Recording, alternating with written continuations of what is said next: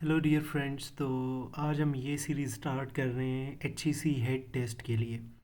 और ये पार्ट है हमारे पास क्वांटिटेटिव रीजनिंग का। ये सैम्पल पेपर है जो हम सॉल्व कर रहे हैं HEC हेड टेस्ट के लिए।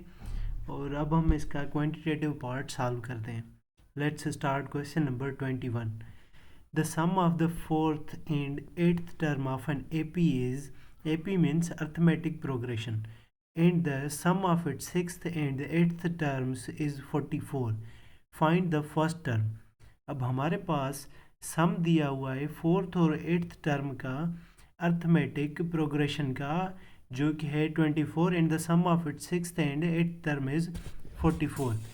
अब अर्थमेटिक प्रोग्रेशन के लिए हमें पता है कि जो हमारे पास फार्मूला होता है वो होता है T4। जैसे T4 equal to A1 means हम सोचते हैं ये फर्स्ट नंबर है प्लस n-1 और D। n-1 मतलब नंबर ऑफ टर्म्स। अब A1 हमें नहीं पता, A1 plus number of terms मतलब यहाँ पे 4 है तो हम यहाँ पे 4 देते हैं -1 और D मीन्स डिफरेंस। D हमें नहीं पता तो हम एज इट इज़ रखते हैं। तो हमारे पास जो आ जाता है वो है A1 प्लस ये हो जाएगा 3 और D। तो T4 हमें जो मिला वो है A1 प्लस 3D। अब ये फोर्थ था तो यहाँ पे आ गया 3, सही है, एक कम हो गया। ऐसे ही अगर हम एट्थ के लिए निकालेंगे वो होगा A1 प्लस 7D, सही है।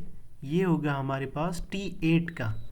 और हमारे पास T4 का क्या है, A1 प्लस क्या था 3D, सही है।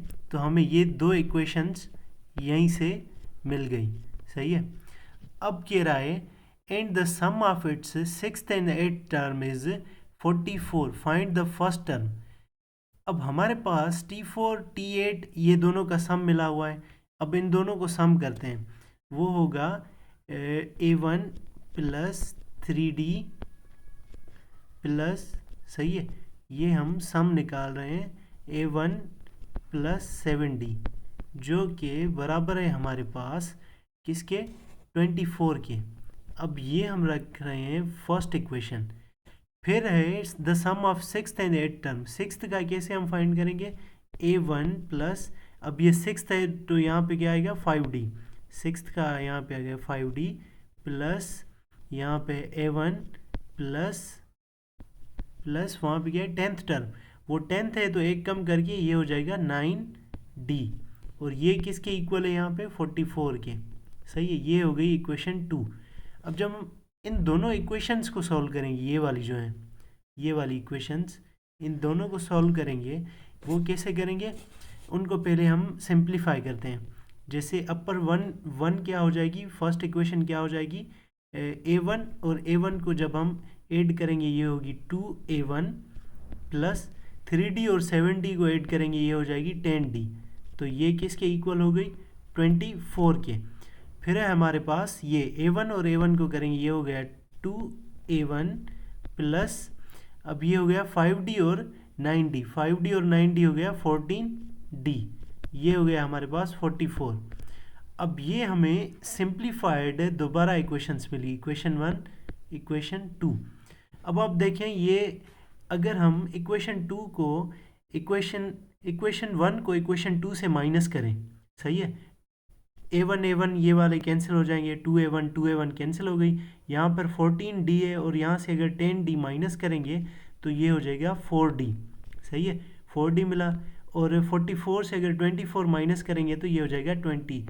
तो D की वैल्यू आ जाएगी हमारे पास, D की वैल्यू आ जाएगी 5, क्योंकि 4 इधर आ जाएगा डिवाइड करेगा, 20 डिवाइड 4 होगा तो ये हो जाएगा 5 आंसर, सही है। अब हमें D मिल गया, सही है। जब D मिल गया तो इस इक्वेशन में अगर हम पुट करेंगे, ये वाली में किसी भी इन दोनों में पुट करेंगे तो हमें A1 मिल जाएगा। जैसे हम एक इक्वेशन यहाँ पे मैं लिख रहा हूँ, एक इक्वेशन हम ले रहे हैं 2A1 plus 10D equals to 24 है। तो अगर D हमारे पास है 5, तो D अगर यहाँ पे 5 पुट करेंगे ये हो जाएगा 50 प्लस 2A1 हमें नहीं गिवन, तो ये हो गया 24 के इक्वल।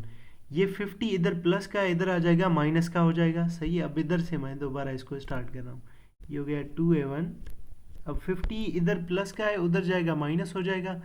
तो 24 में से अगर 50 गए ये, तो ये हमारे पास हो जाएगा 26। तो A1 हमारे पास आ गया 13, क्योंकि 26 से अगर हम डिवाइड करेंगे 2 तो ये होगा 13।